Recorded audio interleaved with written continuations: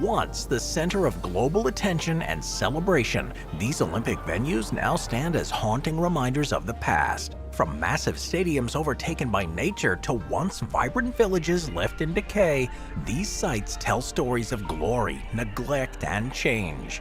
Join me, we're going to take a look at 15 fascinating histories of abandoned Olympic venues. Starting with number 15. The Hellinikon Olympic Canoe Slalom Center, which is in the southern suburbs of Athens, Greece, was built as part of a massive infrastructure project for the city to host the games, and it was designed specifically for the canoe slalom competition. It featured an artificial water course that was designed to simulate challenging river rapids.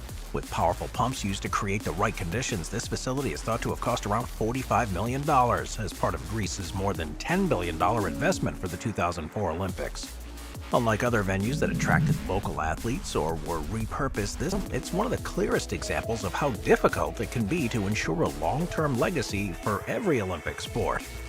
Efforts have been made to redevelop the site, including plans to transform the area into a major urban park and residential complex, but whatever happens, it'll never be used as a slalom course again, which is a great shame for Athens and the sport in general. Number 14. The Barra Olympic Park in Rio de Janeiro, Brazil. Barra Olympic Park, which is in Rio de Janeiro, was the centerpiece of the 2016 Summer Olympics.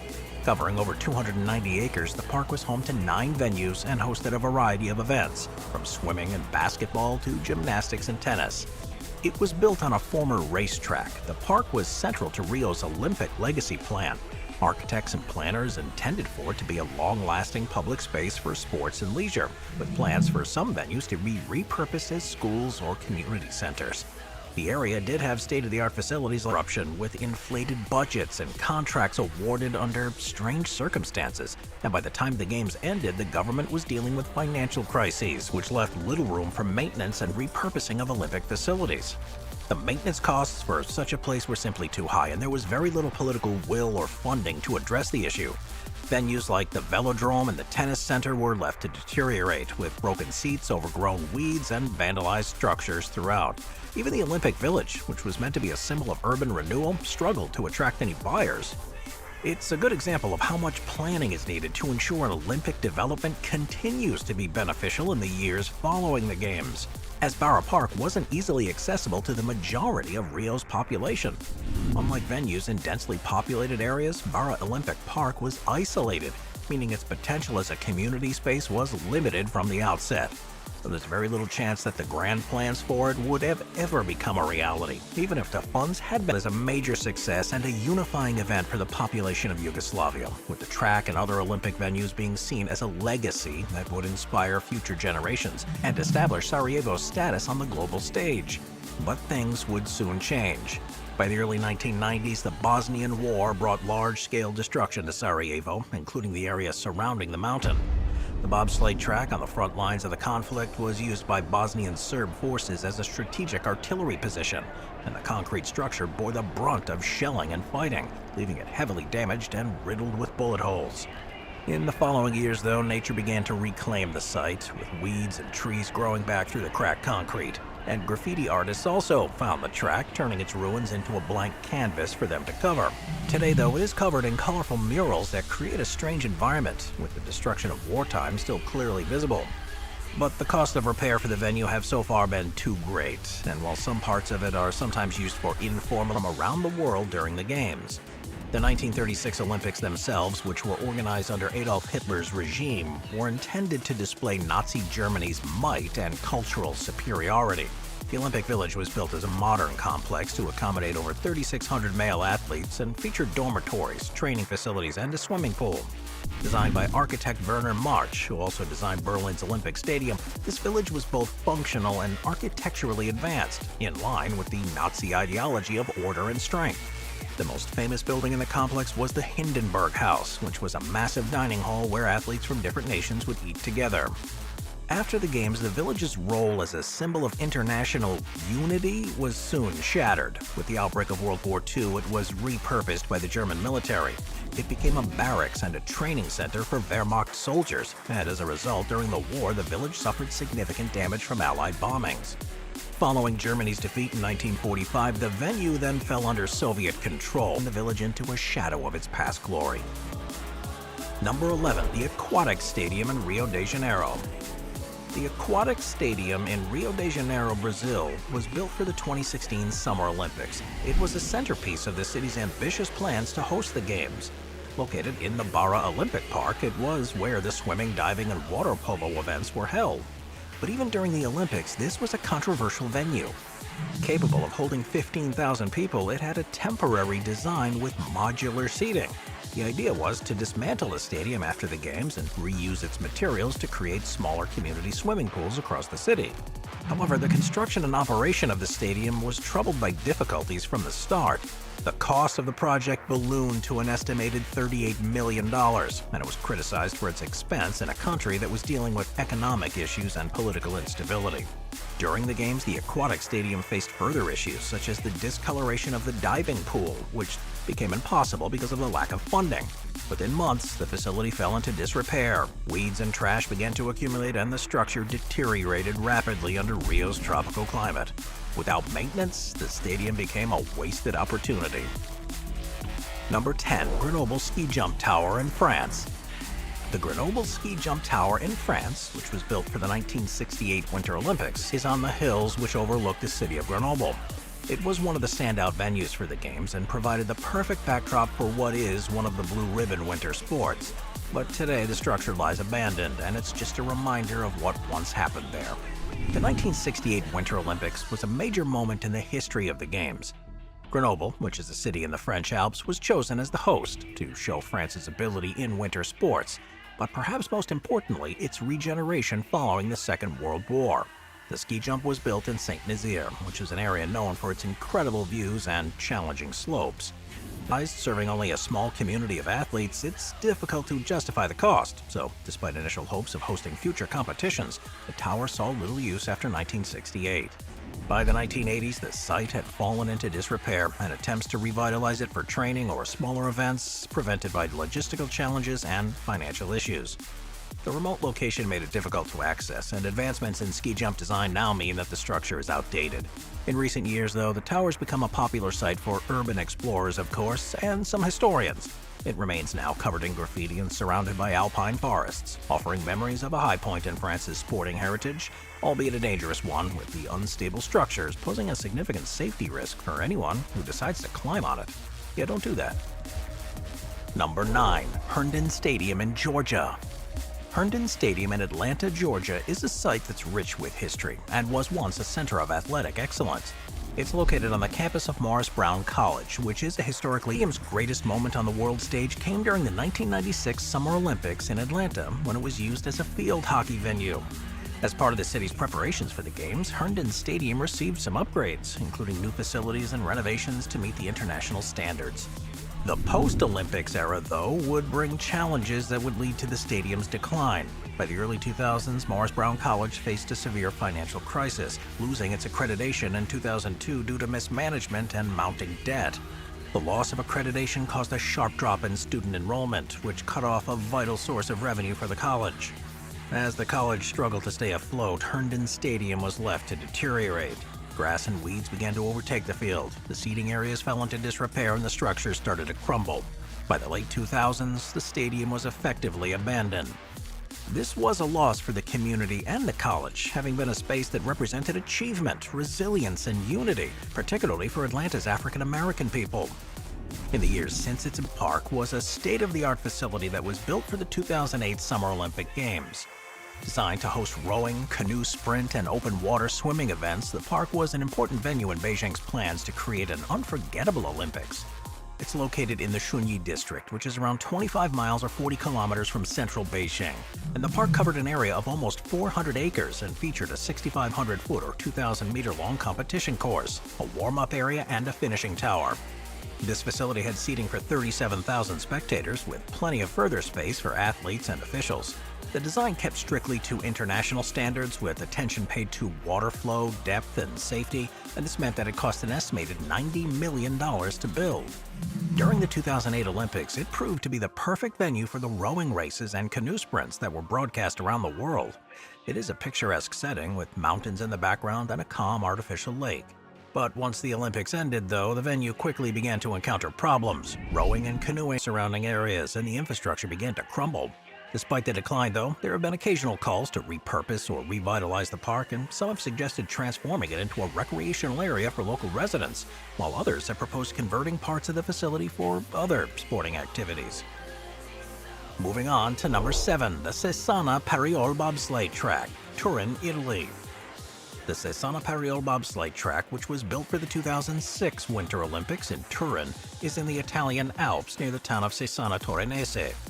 Built specifically to host bobsleigh, luge, and skeleton events, it had a sleek design and advanced cooling systems that promised a world-class Olympic experience.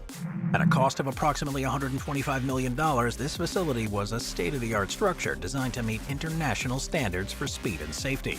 With a length of over 4,700 feet or 1,400 meters, it featured a vertical drop of 374 feet or 114 meters and 19 curves, providing a challenging course. By 2011, just 5 years after the Olympics, the track was officially closed due to increasing financial losses and lack of a sustainable use. Despite its abandoned state now, the track does remain an object of fascination for urban explorers and sports history enthusiasts who see it as a relic of Olympic ambition and a cautionary tale, and have also kept interest in it alive to the point where there have been several attempts to renovate it. But with the cost of this being in the tens of millions of dollars, though, and no clear idea about who would use it if this were to be done, it seems like the track is destined to be forgotten about, and in a few decades' time, there'll barely be any trace left of it. Number 6, the Hellinikon Olympic Softball Stadium. The Hellinikon Olympic Softball Stadium, which was built for the 2004 Summer Olympics in Athens, Greece, was designed as a state-of-the-art venue for one of the game's newest sports. The stadium was constructed on the site of the former Hellinikon International Airport and was part of a larger complex that included facilities for baseball, hockey, and other sports. The softball stadium quickly fell into disuse, though. Plans to repurpose the stadium for use as a local sports activities never really happened, mainly due to a combination of financial issues and logistical challenges. Any chances of keeping it as a venue were gone by 2009, when Greece was plunged into a severe debt crisis, which forced the government to implement austerity measures and cut spending across the board. Today, it lies abandoned, overgrown with weeds and showing visible signs of decay. There's the acceptance that softball will never make a comeback at the site, but even other plans, like trying to turn the area into a major urban park and mixed-use development, have been slow to progress because of bureaucracy, political disputes, and of course funding issues. This softball stadium, along with other venues in the complex, remains in limbo, awaiting a clear direction for its future. It could be a very long time until anything is decided. Number 5, the Igman Olympic Jumps in Sarajevo. The Igman Olympic Jumps, which is on Mount Igman near Sarajevo in Bosnia and Herzegovina, were built for a resounding success. Following the games, though, this all soon faded away. The social troubles in the country in the 1990s, such as the Bosnian War, meant that Sarajevo became a city under siege.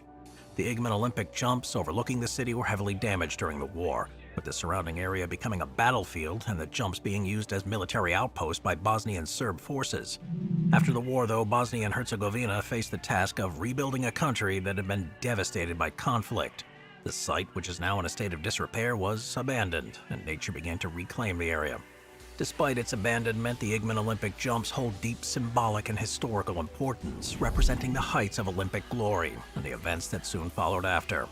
Over the years, the site has drawn urban explorers, historians, and former athletes who've competed there and want to relive their greatest moments. Number 4, the Montreal Olympic Stadium in Canada. The Montreal Olympic Stadium, which was built for the 1976 Summer Olympics, was seen as the grand centerpiece of the games ceremonies, athletic competitions, and soccer matches during the Olympics, with a capacity of over 56,000. Construction delays, labor strikes, and cost overruns happened throughout the stadium's development.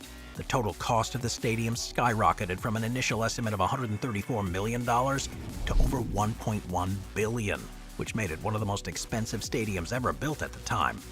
The '76 Olympics themselves were a financial disaster for Montreal, leaving the city with a debt that took 30 years to pay off. While the Games were celebrated for their athletic displays, such as Nadia Comaneci's historic perfect 10 in gymnastics, the financial burden cast a long shadow over that legacy.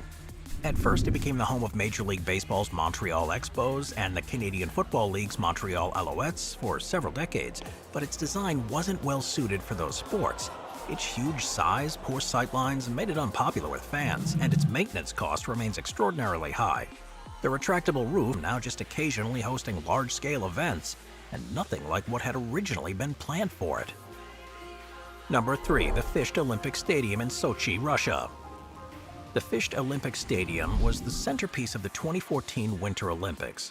Named after Mount Fisht, which is in the Caucasus Mountains, the stadium was designed as a multi-purpose venue and is where the opening and closing ceremonies of the Olympics were held, as well as several high-profile matches during the 2018 FIFA World Cup. Since then, though, it's hardly been used at all. When it was first revealed, the Fished Olympic Stadium was an impressive structure. Designed by Popoulos and Burohapols to resemble a snow-capped mountain, it had seating capacity of about 40,000 people and had a translucent polycarbonate roof, which allowed for light to beam in while providing protection from the elements. During the 2014 Winter Olympics, the stadium was the focal point of international attention, hosting ceremonies that featured displays of Russian culture and history. Unlike many winter game venues, though, which focus on alpine, as with many large-scale venues, the operational expenses are high, especially with it being used so little. So over time, the stadium began to show signs of neglect, with maintenance issues and a lack of modernization further restricting its appeal. Efforts have been made to find new uses for the Fished, and it's occasionally hosted national team matches and events like the Russian Cup Final. It's also been suggested as a potential venue for international sports events on large-scale entertainment shows, but with Russia now being cut off from the rest of the world because of political decisions, it seems unlikely that the fortunes of the stadium are going to turn around anytime soon. Number 2. Trampolino Olimpico, Italy.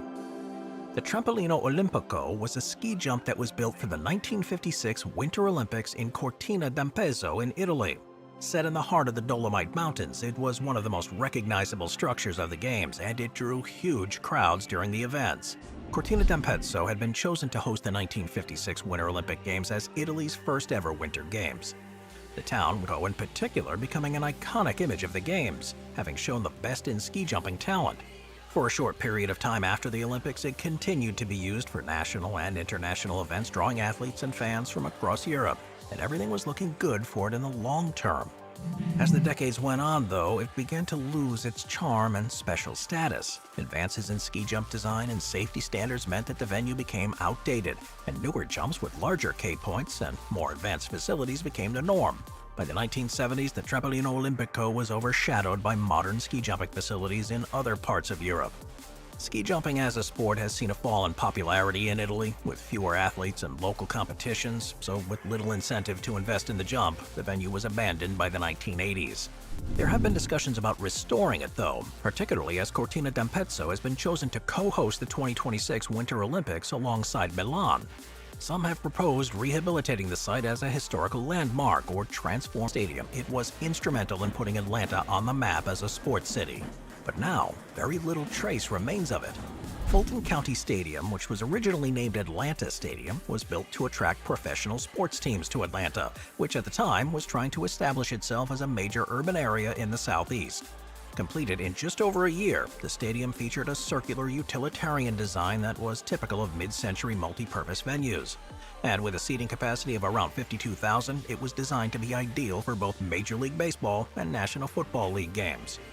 Atlanta's successful bid to host the 1996 Summer Olympics then also looked good for Fulton County Stadium. Even though it wasn't going to be the main Olympic venue, it played an important role in the Games as a venue for Olympic baseball, which was a sport that made its official debut at the Games that year.